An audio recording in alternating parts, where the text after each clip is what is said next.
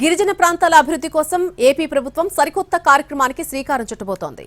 అడవి తల్లి బాట పేరుతో గిరిజన గ్రామాల్లో రోడ్లను అభివృద్ధి చేయనున్నారు. ఉప ముఖ్యమంత్రి పవన్ కళ్యాణ్ అల్లూరి సీతారామరాజు జిల్లాలో 2 రోజుల పాటు పర్యటించనున్నారు. సోమవారం ఉదయం విశాఖపట్నం విమానాశ్రయం నుంచి నేరుగా అల్లూరి సీతారామరాజు జిల్లా డుమ్రిగూడ మండలం పెదపాడు గ్రామానికి చేరుకుంటారు. గిరిజన ఆవాసాలను సందర్శించి అడవి తల్లి బాట పేరుతో చేపట్టే రోడ్ల నిర్మాణానికి శంకుస్థాపన చేస్తారు. ఆ తర్వాత అక్కడే జరిగేటువంటి బహిరంగ సభలో పాల్గొంటారు. మంగళవారం ఉదయం అరకు మండలం సుంకరమిట్ట చేరుకుని అక్కడ నిర్మించిన వుడెన్ బ్రిడ్జ్ ని ప్రారంభిస్తారు. ఆ తర్వాత వైజాగ్ చేరుకుని ఇందిరాగాంధీ జూ పార్క్ లో ఎకో టూరిజంపై సమీక్ష నిర్వహిస్తారు. రాష్ట్రంలో పర్యాటక అభివృద్ధి, ఎకో టూరిజానికి ఉన్నటువంటి అవకాశాలపై చర్చిస్తారు.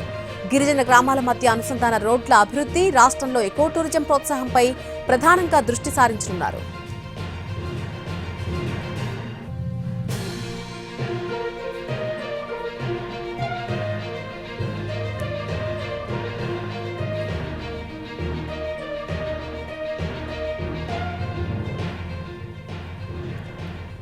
గిరిజన ప్రాంతాల అభివృద్ధి కోసం ఆంధ్రప్రదేశ్ ప్రభుత్వం సరికొత్త కార్యక్రమానికి శ్రీకారం చుట్టబోతోంది. అడవి తల్లి బాట అనేటువంటి పేరుతో గిరిజన గ్రామాల్లో రోడ్లను అభివృద్ధి చేయబోతున్నారు.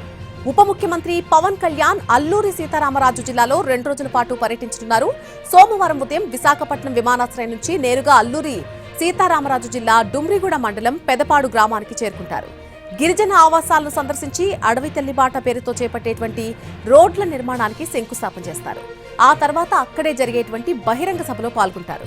మంగళవారం ఉదయం అరకు మండలం సుంకరమిట్ట చేరుకుని అక్కడ నిర్మించిన వుడెన్ బ్రిడ్జ్ ని ప్రారంభిస్తారు. ఆ తర్వాత వైజాగ్ చేరుకుని ఇందిరాగాంధీ జూ పార్క్ లో ఎకో టూరిజంపై సమీక్ష నిర్వహిస్తారు. రాష్ట్రంలో పర్యాటక అభివృద్ధి, ఎకో టూరిజానికి ఉన్నటువంటి అవకాశాలపై చర్చిస్తారు. గిరిజన గ్రామాల మధ్య అనుసంధాన రోడ్ల అభివృద్ధి, రాష్ట్రంలో ఎకో టూరిజం ప్రోత్సాహంపై ప్రధానంగా దృష్టి సారించనున్నారు.